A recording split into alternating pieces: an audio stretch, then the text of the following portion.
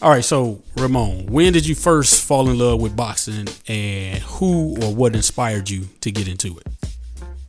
Well, if you remember coming up, we used to go to a church called MAP, Mission for Area People. And Willie L. Burrell, suffering Bishop Willie, rest in peace, he had always had me doing something at the church. So one day he made me get into boxing, and I always liked the boxing, and he made me stay busy into it. And that's where my love came from, Wow. boxing. Really? Yes. So he got you into boxing. So not watching TV or anything like that, No, or it was Kenneth Jameson who really showed me how to box in the backyard at 9 and 10. Okay. But my mom would never let me box. But they had boxing at MAP Church, so I used to sneak up there. Gotcha. Willie used to let me go up there and spar and do stuff like that on my own. okay. Can you share a moment of your time in the ring that still sticks with you today?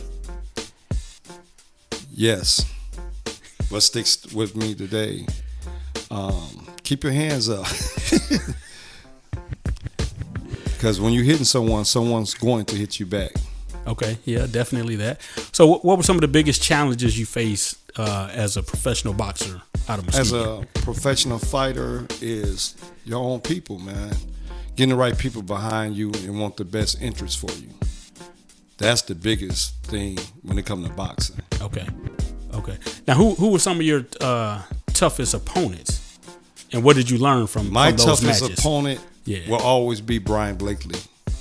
That's the first defeat I ever had was against him for the West Michigan championship. We fought for the West Michigan championship. Okay. I had 6 knockouts or 5 or 6 knockouts, and I had to fight him. Didn't know he fought Silver Glove champion, and he had a lot, 30-something fights, and I fought him. We went tooth and nail, back and forth all day.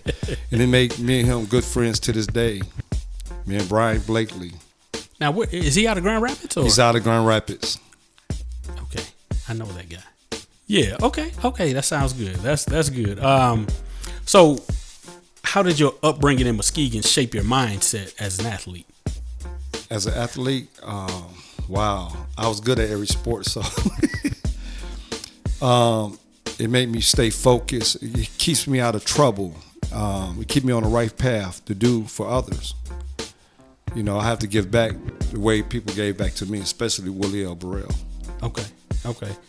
Now you had a lot of matches. So you did what? What was your stages in boxing? What all did you go through as far as like bouts? You know, Bouts. was it like Golden Gloves or I went something from else? when I first started boxing, I fought in Golden Gloves. I only knew about Golden Gloves. I didn't know outside of boxing all these different matches. I didn't know that much when I was 16 when I really started. When I first started fighting,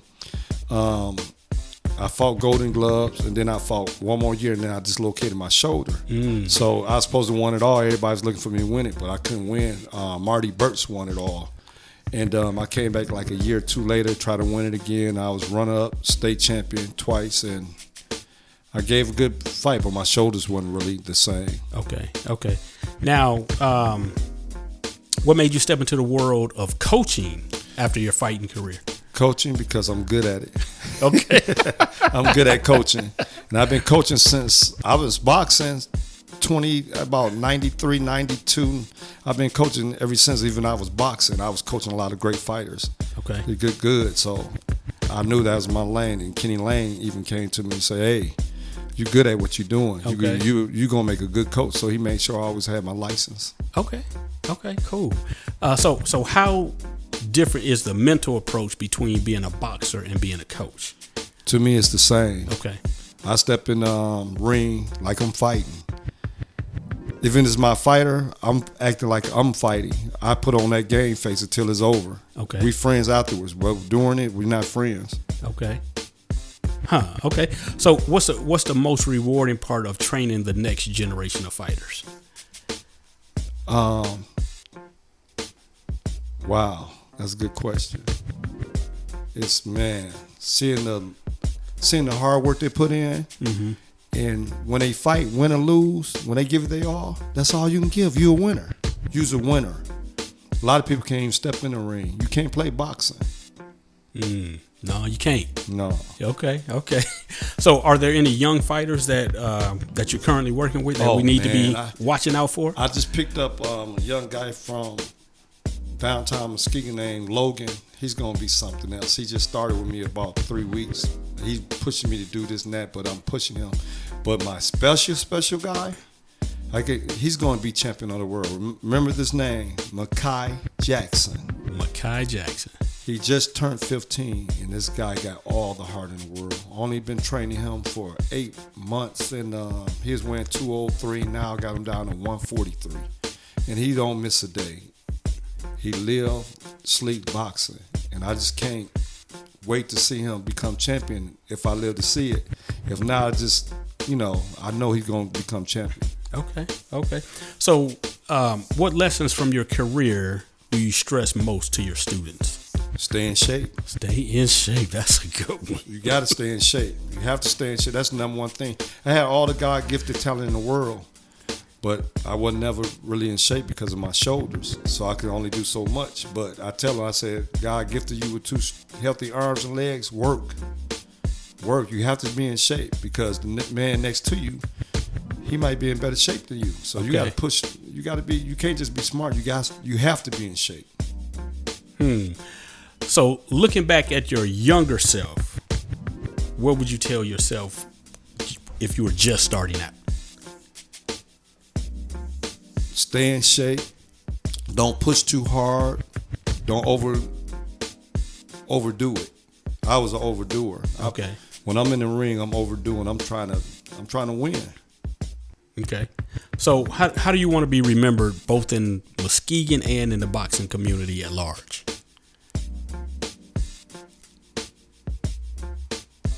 A person who loves the next generation, want to give back to the next generation. Okay. What advice would you give your younger athletes from a small town who dream big but face obstacles? Don't let go of your goals. Still have goals. You're going to go through things, but you have to stay with your goals too. Because wrath going to come. It's about how you going to weather it. Mm-hmm. And if you stay on top of it, you weather it. When you do the right thing, God do the right thing by you. Okay. Now, in your boxing career, it was how long did you box before you started coaching? I was coaching and boxing at the same time. Okay. All right, so let's just do a quick round of some rapid fire questions. So, favorite boxer of all time? Ooh, my favorite boxer of all time. Coming up, it was Thomas Hearns. That's why they gave me the nickname Hitman Hearns, because I fought and looked like him. Okay. My favorite fighter of all time is Sugar Ray Robinson. One of the baddest fighters to ever live, hands down in his prime, Sugar Ray Leonard. My fault. Roy Jones. Let me take that back. Roy Jones. Chicken Man. Sugar Ray was good, but yeah, Roy Jones, man, God gifted talent with either hand. He can play basketball and then come and fight a main event fight and win. Man, that's awesome. Okay. The smartest fighter to ever live? I can't forget the smartest fighter to ever live. Okay, who you got? Floyd Mayweather. Floyd Mayweather. Money Mayweather. Okay. Smart, man. Can fight. Smart. Man, all hats. And you want to be the smartest fighter, not the baddest fighter. Yeah. Okay. What hardest punch you ever took? Who gave it to you?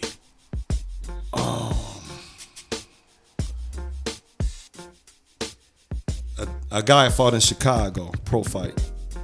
He caught me, and I caught him. I think I broke his nose. No, I broke his jaw, and he caught me real good. We caught each other. Wow. Yeah. Okay. Entering the ring, what's your hype song? Anything from Tupac. Anything from Tupac. Okay. What's tougher, training camp or the fight itself? Oh, training camp. Training camp. Okay. If you weren't boxing, what sport would you be doing? Football. Okay. Track. You was a track star, no? Yeah, football or track. Okay. Dream fight. If you could fight anyone in the past, present, who would it be? Mike Tyson. Serious? Yeah, man. Okay. See, when you feel that you the best, you ain't scared of nobody. And you know he's not scared of anyone. You know, my ego is just up there with his. Okay. What's the most important thing in your gym bag? Say it one more time. The most important thing in your gym bag. Hand wraps. Okay. Coaching or fighting? Which one gives you the most adrenaline today? Today, coaching. Coaching. Okay. Too old to fight. Too old to fight.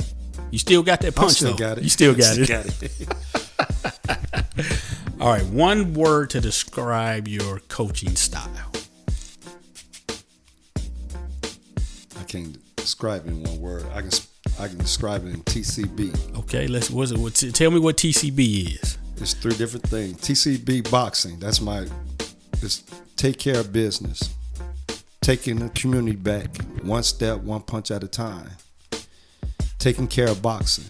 That's what TCB stand for. That's what my gym stand for. Okay.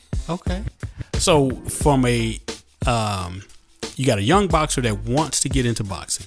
What would you tell him or advise him of? He's never boxed, but he wants to try it. I'll tell him come to the gym and find out. You know, you want to work and see where your levels at. Some people got natural wins, some people don't.